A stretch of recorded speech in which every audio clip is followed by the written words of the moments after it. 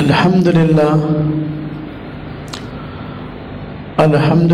نحمده ونستعینه ونستغفره ونؤمن به ونتوکل علیہ ونعوذ باللہ من شرور انفسنا ومن سیئات اعمالنا من يهده الله فلا مضل له ومن يضلل فلا هادي له ونشهد أن لا إله إلا الله وحده لا شريك له ونشهد أن سيدنا وسندنا ونبينا ومولانا محمدا عبده ورسوله أما بعد فأعوذ بالله من الشيطان الرجيم بسم الله الرحمن الرحيم الشهر الحرام بالشهر الحرام آمنت بالله صدق الله العظيم اللهم صل على محمد وعلى آل محمد كما صليت على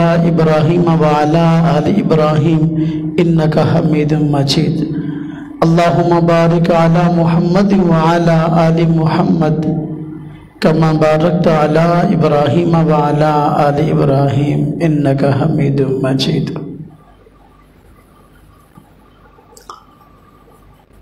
اللہ تبارک و تعالیٰ نے جس دن سے اس کائنات کو پیدا کیا مہینوں کی تعداد اللہ تبارک و تعالیٰ نے 12 رکھی ہے۔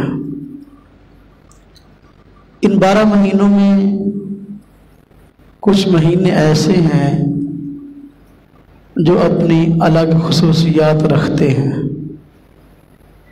اور اللہ تبارک و تعالیٰ نے ان کے کچھ خاص فضائل رکھے ہیں۔ محرم الحرام کا مہینہ بھی اپنے اندر کئی خصوصیات رکھتا ہے۔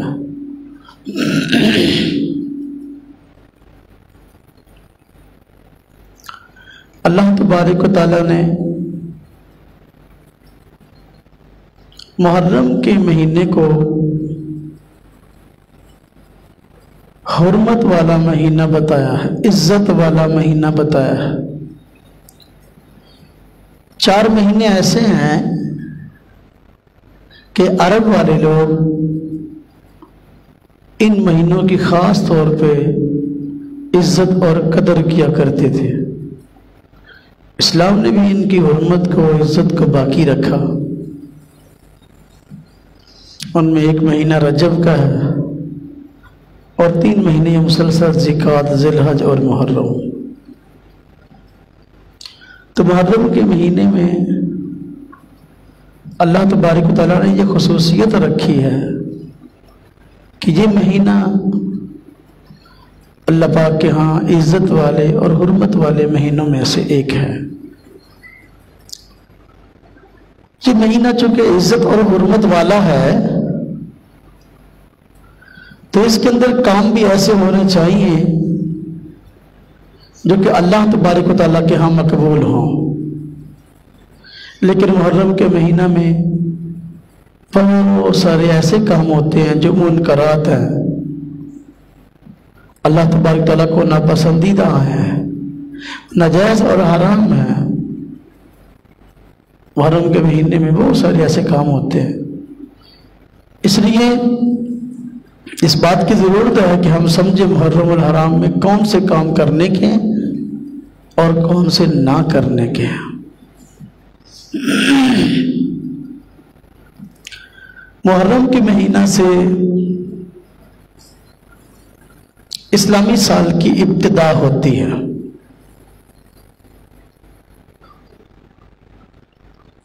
اسلامی سال ذی الحج کے مہینہ پہ ختم ہوتا ہے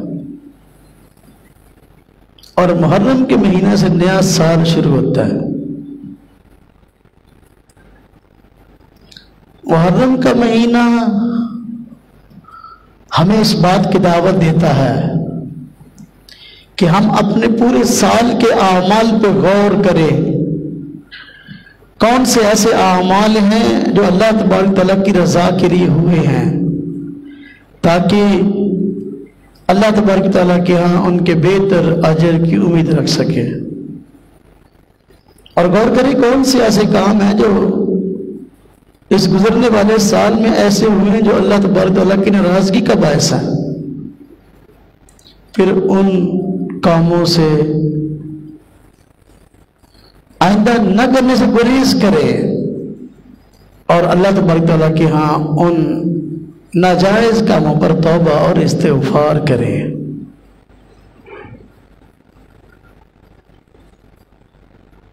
بہت سارے کام ایسے ہوتے ہیں تو فی نفسی ہی ناجائز ہوتے ہیں، لیکن انسان ان کو اپنے لیے جائز سمجھتا ہے. تو جائز اور ناجائز ہونے کا معیار کیا ہے؟ یہ معیار نہیں کہ بندہ اس کو جائز ناجائز سمجھے، بلکہ کاموں کے جائز اور ناجائز ہونے کا معیار یہ ہے کہ اللہ تبارک تعالیٰ اس کو پسند اور ناپسند کرے.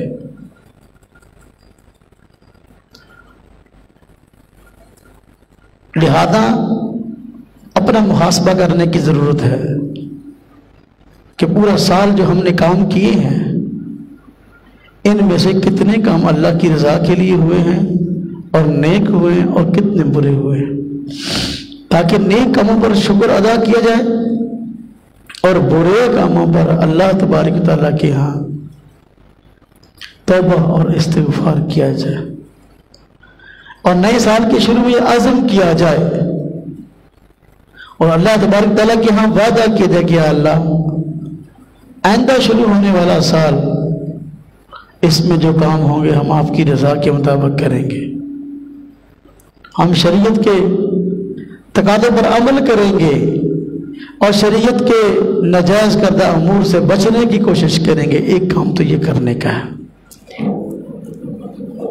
کہ محرم الحرام کے مہینہ میں سابقہ سال میں ہونے والے گناہوں سے توبہ کی جائے اور سابقہ سال میں ہونے والے نیکیوں پر شکر ادا کیا جائے، اور اب یہ عہد کیا جائے کہ آئندہ سال زیادہ سے زیادہ نیک اعمال ہوں گے. محرم الحرام کا مہینہ اس سے اسلامی سال کا آغاز ہوتا ہے. مسلمان عام طور پر اسلامی تاریخوں سے واقف نہیں ہیں آج، اور یہ جو شمسی مہینے ہیں جو انگریزی مہینے ہم کہتے ہیں جنوری، فروری، مارچ، عام طور پر جنوری کے مہینہ میں لوگوں کو پتہ چلتا ہے کہ سال ختم ہو گیا اور نیا شروع ہو گیا، حالانکہ اسلامی سال کی ابتدا محرم سے ہوتی ہے.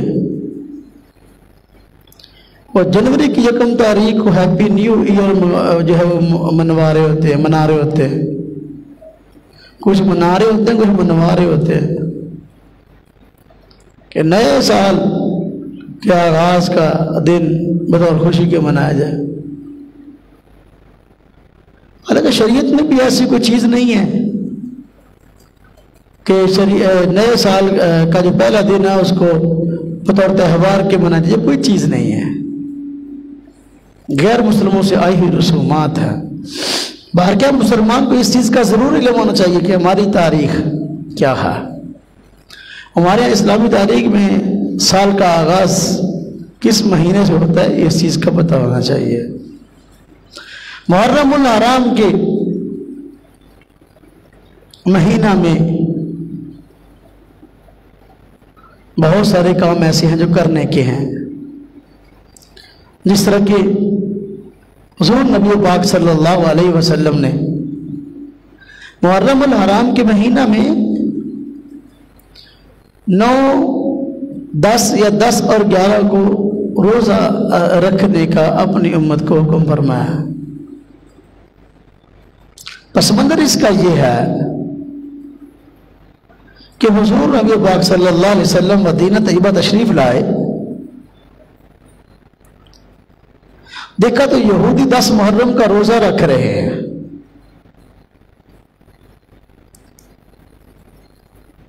یہودی 10 محرم کا روزہ رکھ رہے ہیں تو پوچھا کیوں روزہ رکھتے ہو؟ کہنے لگے کہ ہم حضرت موسیٰ کو ماننے والے ہیں، تو حضرت موسیٰ کو فرعون سے 10 محرم کو نجات ملی تھی، اس لیے بطور شکرانے اور خوشی کے ہم اس دن کا روزہ رکھتے ہیں۔ حضور نبی پاک صلی اللہ علیہ وسلم نے صحابہ کرام کو فرمایا ہم حضرت موسیٰ سے زیادہ محبت کرنے والے ہیں ان لوگوں کی بنسبت، لہذا تم بھی 10 محرم کا روزہ رکھا کرو، لیکن 10 محرم کے روزے کے ساتھ ایک روزہ اور بڑھا لو، یا 9 کا ساتھ رکھ لیا کرو یا 11 کا رکھ لیا کرو، تاکہ ان لوگوں کے ساتھ کلیتاً ہماری مشابہت نہ ہو۔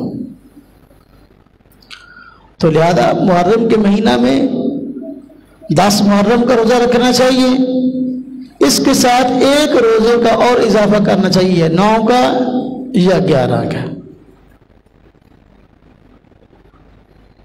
لوگوں نے 9 اور 10 محرم کے دن کھانے پینے کے دن سمجھے ہوئے ہیں، اس دن جو ہے خوب کھاؤ خوب کھلاؤ، حالانکہ حضور نبی پاک صلی اللہ علیہ وسلم کی سنت یہ ہے، آپ کا طریقہ یہ کہ 9 اور 10 کو روزہ رکھا جائے۔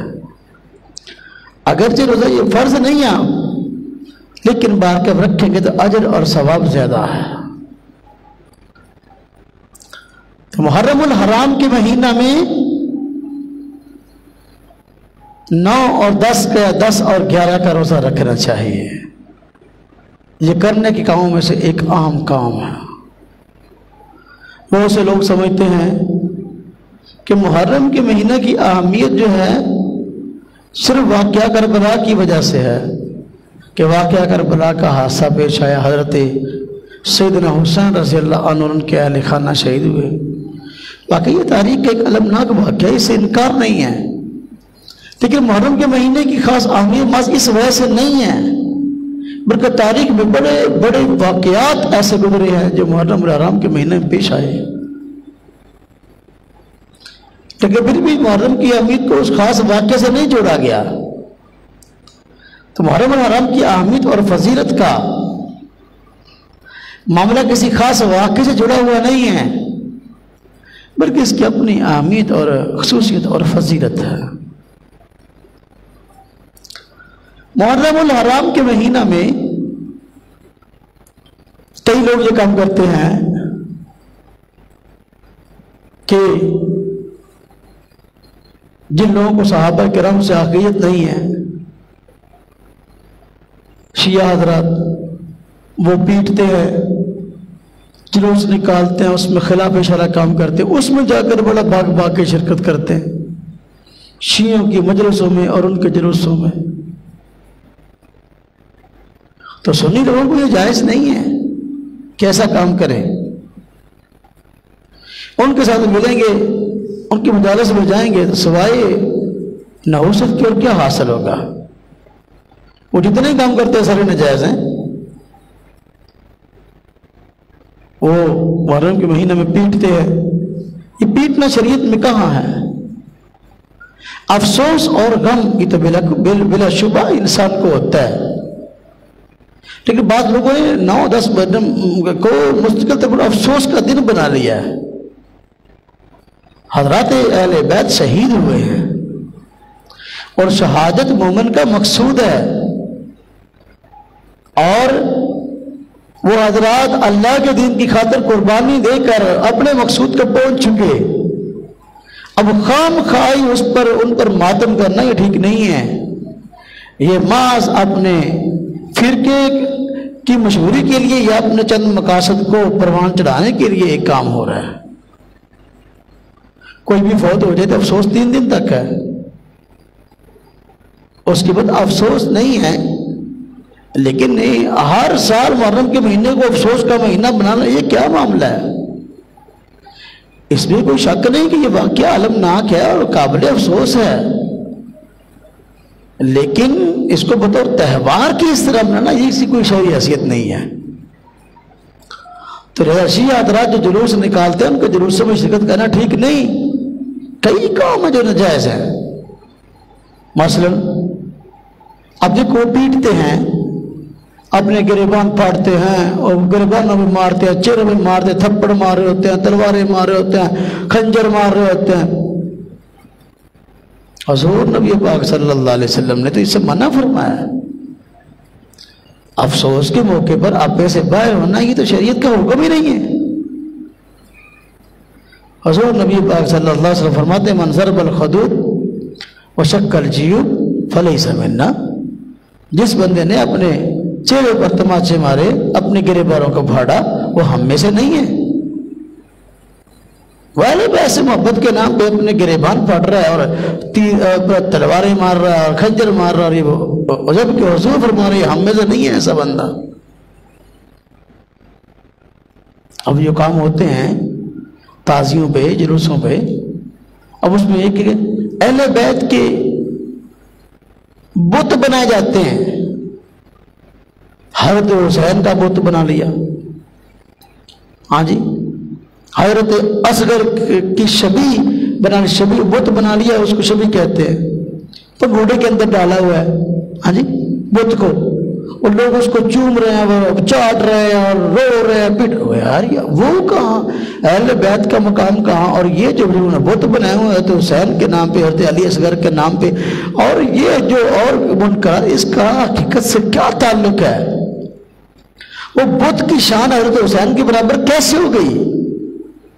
وہ شبیہ جو تم نے مجسمہ بنایا اس کی شان حضرت علی اصغر کے برابر، علی اکبر کے برابر کیسے ہو گئی؟ یہ محض کاروبار ہے لوگوں سے پیسے بٹورنے کا، پیسے اکٹھے کرنے کا۔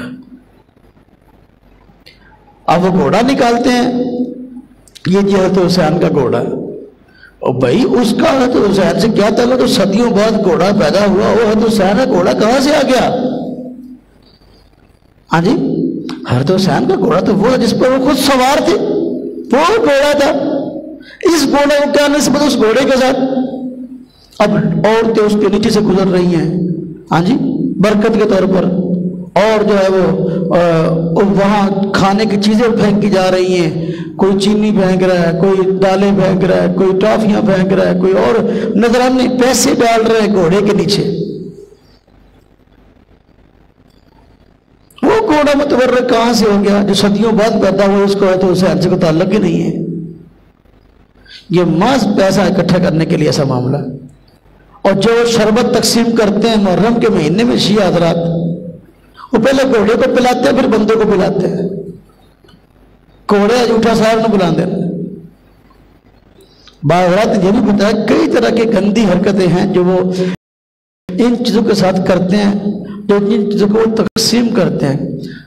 شربت ہے، چاول ہے، جو وہ تقسیم کرتے ہیں اس کے اندر تھوکتے ہیں۔ بعض حضرات نے کہا پیشاب ڈالتے ہیں اس کے اندر، پھر وہ ہمیں تقسیم کرتے ہیں، بڑے شوق سے یہ کھا رہے ہوتے ہیں۔ تو میرے بھائیوں، بعض چیزیں غور کرنے کی ہیں۔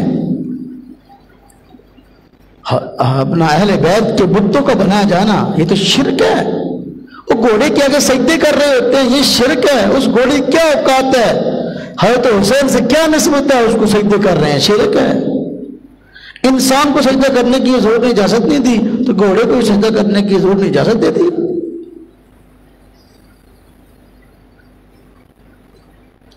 اور کہتے ہمیں بڑا دکھ ہے، جو مالدار شیعہ ہوتے ہیں تو وہ پیٹتے نہیں، وہ آرام سے دیکھ رہے ہوتے ہیں کرسیوں میں بیٹھے۔ غریب لوگوں کو دیہڑی پہ 2-4 ہزار روپے دیہڑی پہ رکھا ہوتا ہے، وہ پیٹتے۔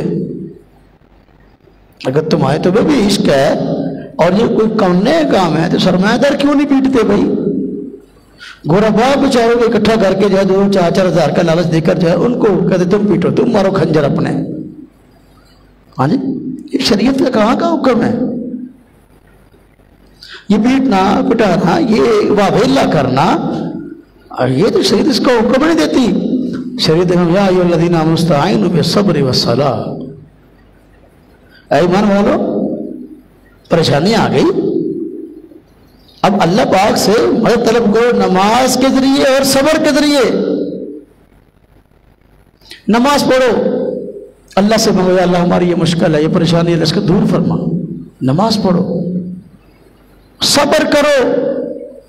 یہ پیٹنا بٹانا جزا فضا یہ تو شریعت میں ہے ہی نہیں، شریعت کے اصولوں کے خلاف ہے۔ جب سارے کام شریعت کے اصولوں کے خلاف ہو رہے، جو سنی مسلمان وہاں دیکھنے کے لیے جائے گا وہ سب قابل لعنت کام ہے، تو یہ مسلمان بندہ جو ہے اب وہاں شریک ہو کر جو ہے خود جو ہے ان کے ساتھ شریک ہو کر سارے گناہ اپنے ذمہ بھی لے گا۔ یہ کون سا کام ہے کرنے کا؟ پھر وہ جو اشعار پڑھ رہے ہوتے ہیں ان شعروں کے اندر صحابہ کرام کی توہین کر رہے ہوتے ہیں، صحابہ کرام کو برا بلا کہہ رہے ہوتے ہیں۔ قرآن صحابہ کرام کی شان بیان کرتا ہے، اولئک ہم الراشدون، یہی لوگ ہدایت یافتہ، اولئک ہم المفلحون، یہی لوگ کامیاب۔ اب وہ اشعار کے اندر، مرثیوں کے اندر، دوڑوں کے اندر وہ صحابہ کرام کی توہین کر رہے ہوتے ہیں۔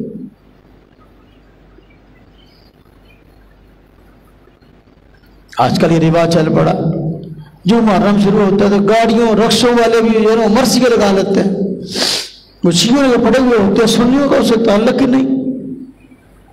وہ شیعوں کے مرثیے ہیں جن کو وہ پڑھتے ہیں اور اس کے اندر صحابہ کرام کی توہین ہوتی ہے، لیکن ان مرثیوں کو لوگ رکشے والے لگائے ہوئے ہوتے ہیں، وہ پیٹنے کی آواز بھی آ رہی ہوتی ہے اور اپنا مرثیے بھی لگائے ہوئے ہوتے ہیں۔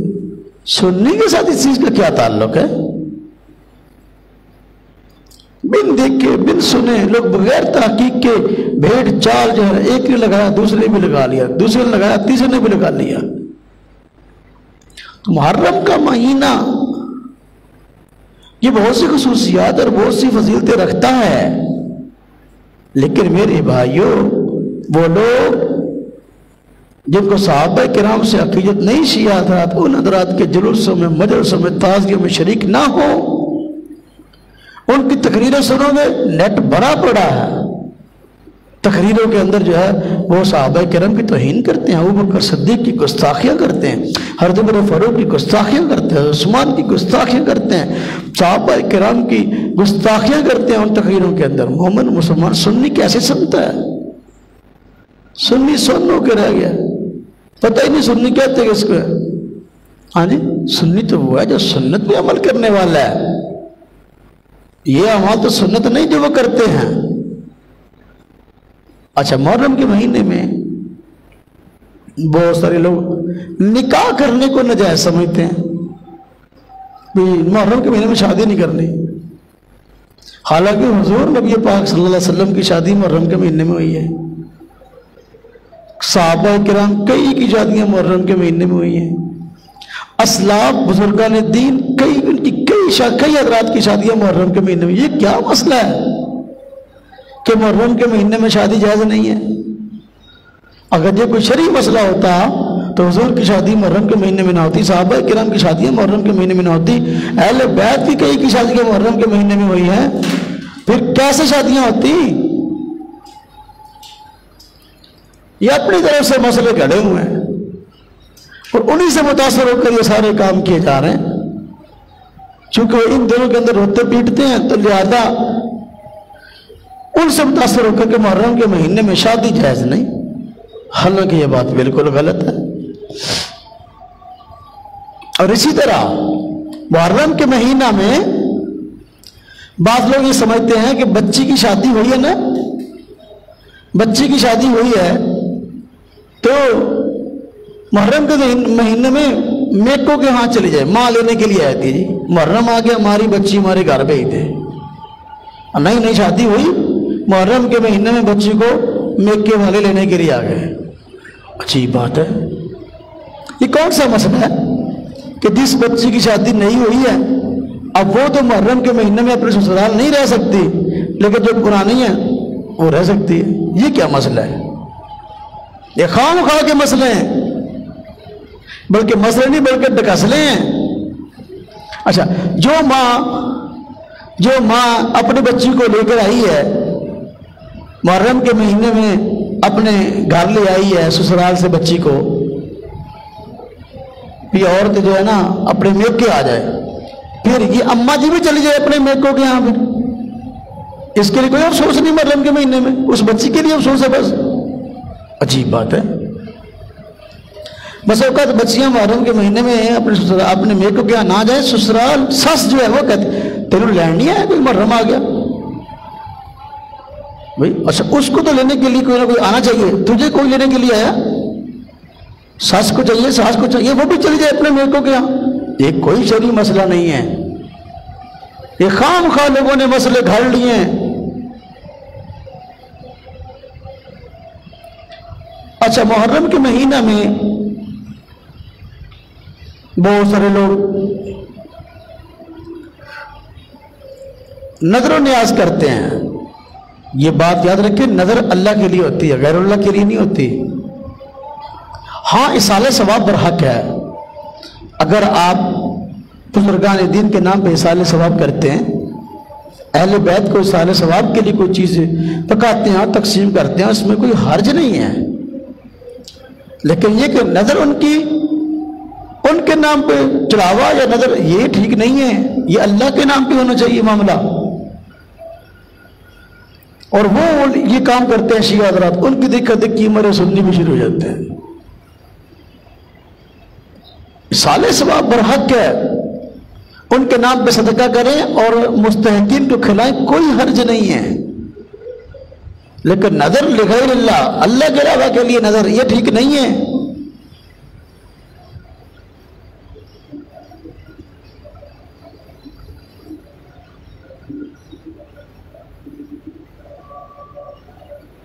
اب دیکھیں، محرم کا مہینہ آتا ہے تو چیزیں تقسیم ہوتی ہیں، دودھ تقسیم ہو رہا ہے، کھانا تقسیم ہو رہا ہے، فلاں. کسی نے صالح ثواب کے لیے، اہل بیت کے صالح ثواب کے لیے کچھ تقسیم کرنی ہے تو کر سکتا ہے، لیکن اس کے بھی آداب کا خیال رکھنا چاہیے. کھانے پینے کی چیزیں کسی کو کھلانی ہے تو اکرام کے ساتھ دسترخوان لگا کے بٹھا کے عزت اکرام کے ساتھ کھلائیں. بعض لوگ لائن لگا کر بانٹ رہے ہوتے ہیں، مینو دئی مینو دئی مینو دئی. اور صورتحال یہ ہوتی ہے، چھینا جپٹی کے اندر آدھا کھانا نیچے ضائع ہوتا ہے، پاؤں کے نیچے آتا ہے، آدھا کسی کے منہ میں جاتا ہے. یہ طریقہ نہیں ہے. آپ کسی کو کھانا کھلانا چاہتے ہیں، کوئی چیز پلانا چاہتے ہیں، بٹھا کے پلائیں، بٹھا کے کھلائیں. اور قبرستان کے اندر بڑا رش ہوتا ہے 10 محرم کو، وہاں لوگ چیز تقسیم کر رہے ہوتے ہیں. تو بھائی چیز تقسیم کرنی ہے، میں نے عرض کیا کوئی چیز کھلانی ہے، اصالہ ثواب کے لیے آپ کھلاتے ہیں، اپنے بڑوں کے اصالہ ثواب کے لیے، کسی اور کے لیے جائز ہے.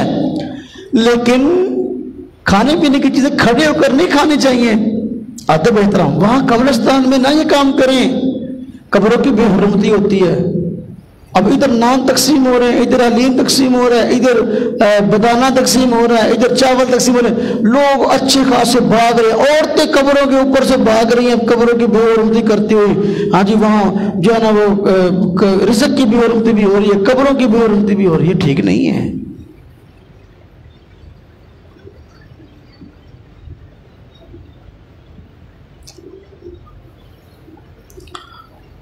اور بعض لوگ یہ سمجھتے ہیں محرم کا مہینہ آئے تو محرم کے مہینہ کے اندر قبرستان میں جا کر قبروں پر مٹی ڈالنا بھی کوئی مسئلہ ہے.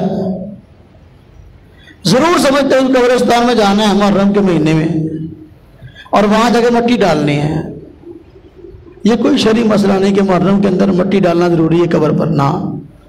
بلکہ اگر کوئی قبر اللہ معاف فرمائے اس طرح بارشیں ہو رہی ہیں، قبر بیٹھ گئی ہے، قبر کا نشان مٹ گیا ہے، ہاں جی، قبر میں سوراخ ہو گیا ہے، ایسی قبر پر مٹی ڈالیں اور اس کو سیدھا کریں تاکہ قبر کی بے حرمتی نہ ہو. کوئی قبر کے اوپر پھلانگے نہ، یا وہ اپنا اس کو پتہ نہ چلے کہ یہاں قبر ہے، نشان مٹ گیا تو قبر کا نشان ضرور بنائیں. یہ تو ٹھیک ہے، لیکن اس چیز کا تعلق محرم کے ساتھ تو نہیں ہے. یہ پورا سال کبھی بھی کوئی اپنا کوئی قبر اس طرح خراب ہو جائے آپ جا کے صحیح کر سکتے ہیں. لیکن بعض لوگوں نے 9-10 محرم کو خاص طور پہ یہ مسئلہ سمجھا ہوا ہے کہ 9-10 محرم کو جو ہے قبروں پر مٹی ضرور ڈالنے کے لیے جانا. یہ کوئی مسئلہ نہیں ہے. اچھا، بعض لوگ قبر مٹی سے مٹی ڈالتے جاتے ہیں. ہر سال ٹرالی مٹی کی جو ہے نا وہاں لدوائی اور وہاں پر جا قبر کے اوپر ڈال کے آ گئے. اب قبر پہلے بیچاری اتنی اونچی تھی، اب اتنی ہوئی، اب اتنی ہوئی قبر. حالانکہ خلاف سنت ہے. ایک ہاتھ سے زیادہ قبر اونچی نہیں ہونی چاہیے. حضور کا فرمان ہے जन्नत अल-बकी में जाए, अल्लाह आप सबको ले जाए मदीना शरीफ, वहां जाकर देखे बड़े बड़े सहाबा अहले बैत की कब्रें हैं। हाँ जी, तो इतनी इतनी ऊंची है, ज्यादा ऊंची नहीं है। जाकर तो देखे, ये इतनी इतनी ऊंची कब्रें बनाते, मट्टी में मट्टी डालते जाते हैं, मट्टी में मट्टी डालते जाते हैं। क्या मसला है? इतनी मट्टी कब्र के ऊपर होनी चाहिए, कब्र का निशान बाकी रहे, ताकि कोई बंदा कब्र की बेहुरमती ना करे। लेकिन खाम खाई मट्टी डालते जाना, ये कोई मसला नहीं है। और मुहर्रम के महीने का इस चीज के कोई ताल्लुक नहीं है। जब भी कब्र पे बैठ जाए, जब भी कब्र के निशान मिट जाए, साल में कभी भी मट्टी डाल सकते हो। और कब्रिस्तान में कब्र पे मट्टी डालने की नौबत आए तो मर्दों को जाना चाहिए, अपनी औरतों को नहीं भेजना चाहिए। कब्रिस्तान में औरतें जा रही होती है, मुंह नंगे हैं, वहां लड़के भी फिर रहे हैं, वहां लड़कियां फिर रही हैं कब्र पे मट्टी डालने के नाम पे। हाँ जी, वहां पर बदनजरी हो रही है, लड़के लड़कियों के पीछे फिर रहे हैं। हालांकि कब्रिस्तान ये तो इबरत की जगह है, कब्रिस्तान ये तो मौत के याद आने की जगह है, कब्रिस्तान ये तो गुनाहों के छोड़ने की जगह है।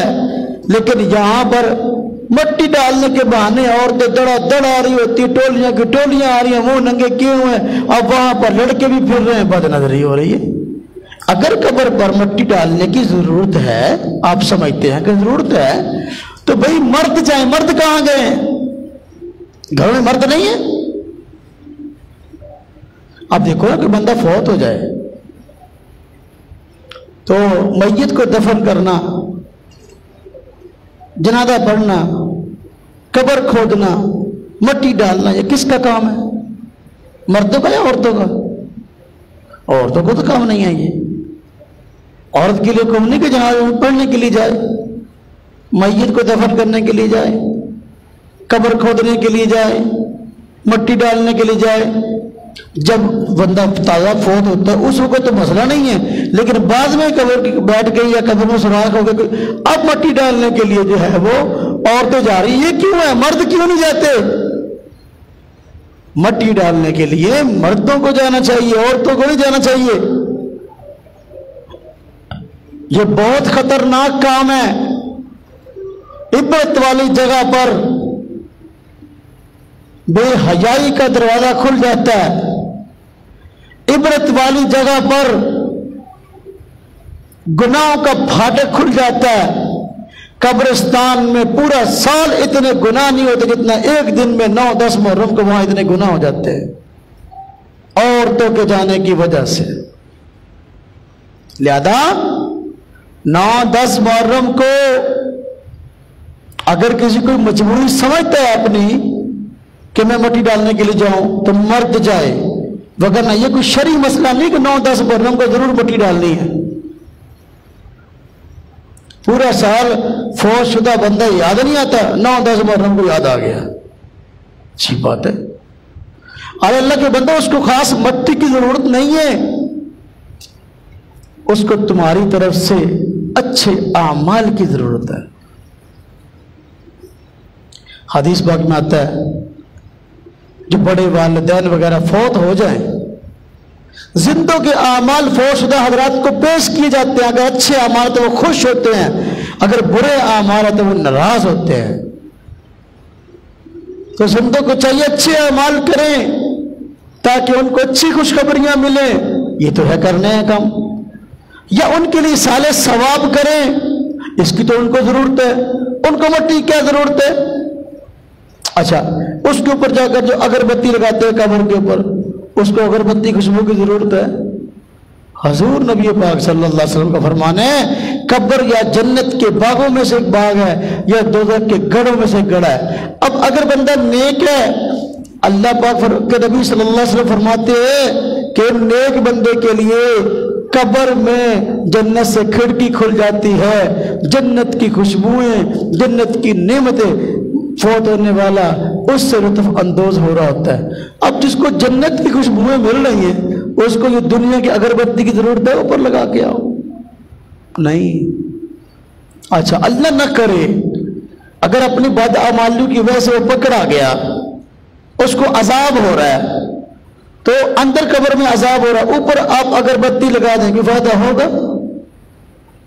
تو میرے بھائیو، فوش شدگان کو اگر بتی کی ضرورت نہیں ہے، فوش شدگان کو اصالہ ثواب کریں، قرآن کریم کی تلاوت کر کے ان کو ثواب کریں، تسبیحات پڑھ کے ان کو اصالہ ثواب کریں، درود شریف پڑھ کے ان کو اصالہ ثواب پڑھیں، آپ اچھے آمس ان کی طرف سے صدقہ کر کے ان کو اصالہ ثواب کریں۔ یہ تو کرنے کے کام ہے۔ اصالہ ثواب سمجھتے ہیں؟ اصالہ ثواب کا مطلب ہوتا ہے، سمجھیں، بندہ نیکی کرے اور اس کا بدلہ خود چاہے، یہ ثواب ہے۔ قرآن پاک پڑھا، اب قرآن پاک کے تلاوت میں ہر حرف کے بدلے 10 نیکیاں ملتی ہیں، تو بندہ چاہے کہ بھائی جو میں نے قرآن پاک کی تلاوت کی ہے اس کی نیکیاں مجھے ملیں، تو یہ ثواب ہے۔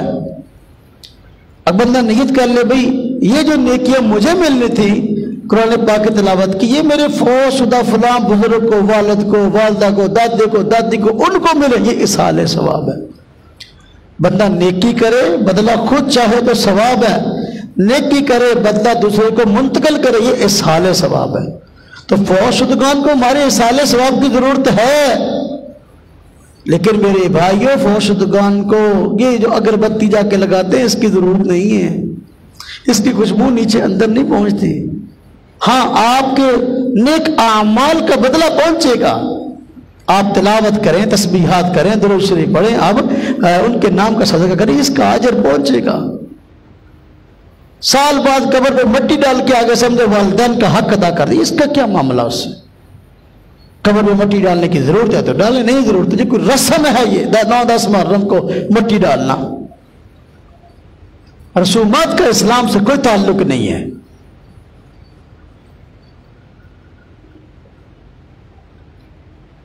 عورتوں کو نہ بھیجیں، مردوں کو بھیجیں۔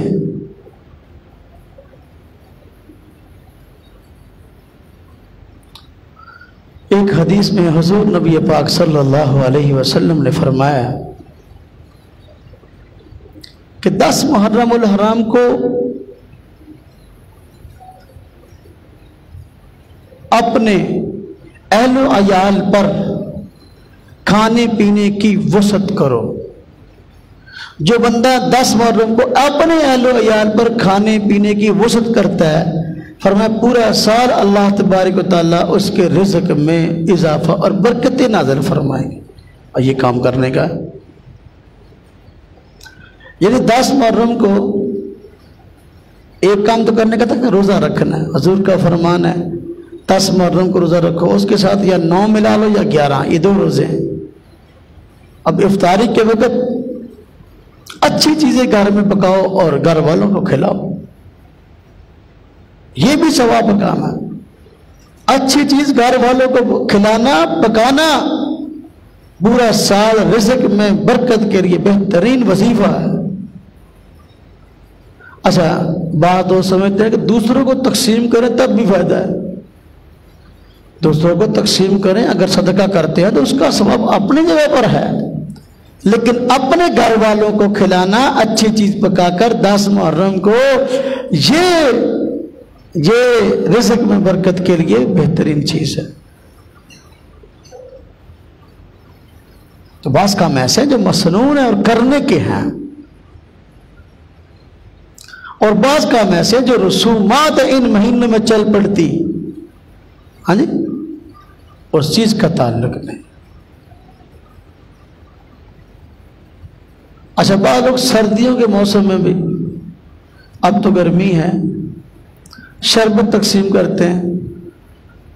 چلو گرمی میں تو بات سب میں آئی کہ بھئی میٹھا شربت ہے، کسی کی پیاس بو جائے گی ثواب ہوگا، چاہے اپنے لیے چاہے اہل بیت کے لیے سال ثواب کی ریت اچھی بات ہے، چلو کوئی مسئلہ نہیں۔ تو بعض لوگ سمجھتے ہیں کہ سردی کے موسم میں بھی یہ کام کرنا ہے، اور سردی کے موسم میں یہ کام شربت پلا رہے ہیں۔ رسموں کے پیچھے نہ پڑے، یہ کام شیعہ حضرات کے جاری کردہ ہے، سنیوں کا اس سے تعلق نہیں ہے۔ اب آپ پانی تقسیم کریں گے، اہل بیت کو پانی پہنچے گا، یہ ثواب پہنچے گا۔ شیعہ سمجھتے ہیں وہ چیزیں پہنچتی ہیں، ہم کہتے ہیں نہیں ثواب پہنچتا ہے۔ بات سمجھ میں آئی؟ اب اہل بیت جنتی لوگ ہیں، انہوں نے قربانی دی اسلام کے لیے، اللہ تبارک و تعالیٰ نے دنیا میں ان کے نام کو چمکا دیا اور ان کے مخالفین ہمیشہ کے لیے ذلیل ہوئے۔ یہ بات تو اپنی جگہ ہے، لیکن اب شہداء ہیں۔ اللہ پاک نے قرآن کریم میں شہداء کے متعلق فرمایا وَلَا تَقُولُوا لِمَنْ يُقْتَلُ فِي سَبِيلِ اللَّهِ أَمْوَاتٌ، جو لوگ اللہ کے راستے میں شہید ہو جائے ان کو مردہ نہ کہو، بل احیاء، بلکہ زندہ ہیں، عند ربهم یرزقون، اللہ پاک کی طرف سے ان کو روزی ملتی ہے۔ اب یہ قرآن کہہ رہا ہے جو شہید ہو گئے اللہ پاک کے یہاں زندہ، اور اللہ پاک کی طرف سے ان کو روزی ملتی ہے۔ اب ان کو تمہارے دنیا والے یہ شکنجوی کی ضرورت ہے، تمہاری نہیں۔ جنت کی بہترین نعمتیں استعمال کر رہے ہیں۔ ہاں ایصال ثواب کرو تو وہ سمجھ میں آتی ہے۔ ایک بندہ مجھے کہنے لگا جی شکنجوی تقسیم کرو، شکنجوی پہنچے گی یا ثواب؟ میں نے کہا ثواب پہنچے گا تو نہیں، شکنجوی پہنچنی ہے۔ میں کدھر پہنچنی یار، پیتے میں گیا، پی کے ڈکار میں مار لے، پیشاب میں کر لے، تو شکنجوی کہیں پہنچنی ہے؟ ثواب مست ایک بندہ پیے ثواب پہنچے، سارے ثواب پر حق ہے۔ ان کو ہماری دنیا کی شکنجویوں کی ضرورت نہیں ہے، ہمارے دنیا کے چنے والے چاولوں کی ضرورت نہیں ہے، دال والے حلیم کی ضرورت نہیں ہے، وہ جنت کی نعمتیں استعمال کر رہے ہیں۔ اس لیے دین کو سمجھیں۔ محرم کے مہینہ کے اندر کئی بدعات ہیں جو کہ دین کے نام پہ ہو رہی ہیں، اور طریقہ بھی کوئی نہیں کام کرنے کا۔ میں اس کیا پہلے بہت سارے رواج ہوتا سی، ہوں تو کچھ کٹ گیا، پنڈا جھلے بھی بہت ہیں۔ چونکہ یہ بیان تو ہمارا پوری دنیا میں لوگ سنتے ہیں، ہم تو پھر بات ساری کرتے ہیں۔ پہلے یہ روایت ہے کجیاں ٹوٹیاں لیتے تھے، وہ بنی ہوئی مٹی کی بنی چھوٹے چھوٹے برتن جو ہے نا، اب اس میں چیز ڈال ڈال کے تقسیم کر رہا ہے۔ واہ سخاوت تیری، کیا سخی ہے بھائی۔ 1 کلو چاول پکا لیے، ہاں جی 100 کجی ٹوٹی لا کے تھوڑا تھوڑا انہیں نہ پا کے دے رہا سخی صاحب۔ اب بھائی کسی کو دینا ہے اس کو دسترخوان لگا کے بٹھا کے کھلاؤ نا، پیٹ بھر کے کھلاؤ، مزہ بھی آئے۔ وہ بھی کہے مجھے کسی نے کچھ کھلایا ہے، اور کجی ٹوٹی لیندے آتے نیانے لڑ لڑ کے آپس ڈول لیندے اور آج ٹوٹ جاندیاں، اور کئی یہ کیا سال ثواب کا طریقہ ہے؟ تو میرے بھائیوں یہ سال ثواب برحق ہے، اور یہ مرحومین کا حق ہے۔ زندوں کو چاہیے کہ سال ثواب کریں، لیکن سال ثواب کا طریقہ ٹھیک ہونا چاہیے۔ محرم الحرام کی یادیں حضرت سیدنا حسین رضی اللہ عنہ اور آپ کے گھر والوں کے ساتھ جڑی ہوئی ہیں، اس میں کوئی شک نہیں۔ ان کے ساتھ محبت ہونی چاہیے، ان کے نام پہ سال ثواب ہونا چاہیے، لیکن غیروں سے متاثر نہ ہو، طریقے غیروں سے نہ لیں، طریقے شیعوں سے نہ لیں۔ اہل بیت کی سب محبت کا طریقہ وہ جو ہمیں سنت نے سکھایا ہے، جو ہمیں حضور نے سکھایا، اس طریقے کو لے۔ محبت کے طریقے ایسے ایجاد نہ کریں جو جس کا شریعت میں کوئی ثبوت نہیں ہے۔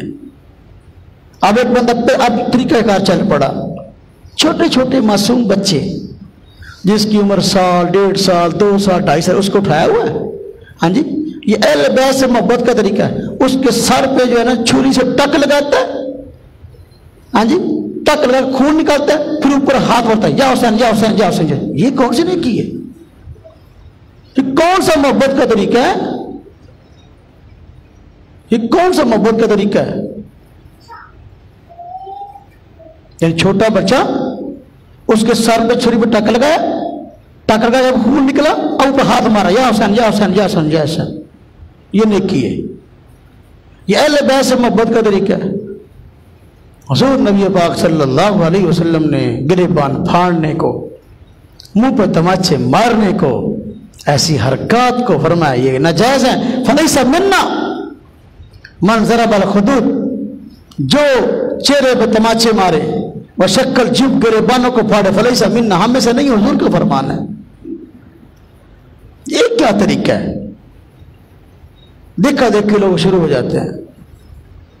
پہلے تھا خود پیٹے، اب چھوٹے چھوٹے بچوں پر جو ہے ظلم کر کے، چھوٹے چھوٹے بچوں پر، ہاں جی، جانوروں پر ظلم کرتے ہیں، جہاں کو اونٹ کو کھڑا کر لیا، ہاں جی، گائے کو کھڑا کر لیا، اب اس پر تیر مار رہے ہیں، یہ کیا جی ماتم ہو رہا ہے، اونٹ کو مار رہا ہے۔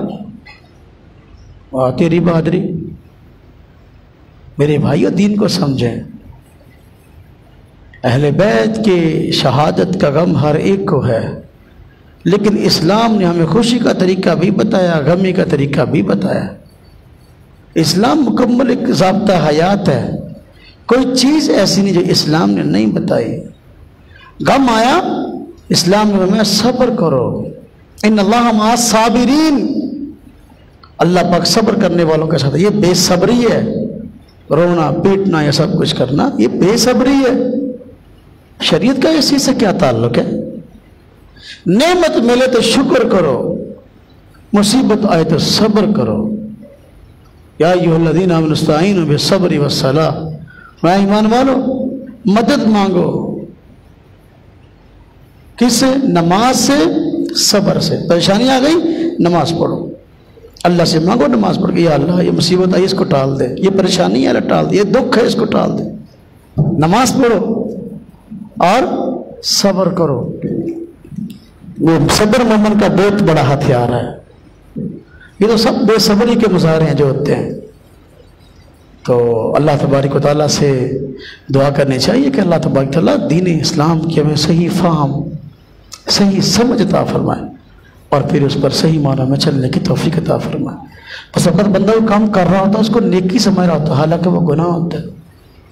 تو بھائی نیکی بھی وہ کریں جس کا نیکی ہونا مسلم ہے، جس کے کرنے کا ثواب پکا ہے، اس میں دوسری رائے نہیں ہے، قسم اور رواج کے پیچھے نہ پڑے۔ وآخر دعوانا ان الحمد للہ۔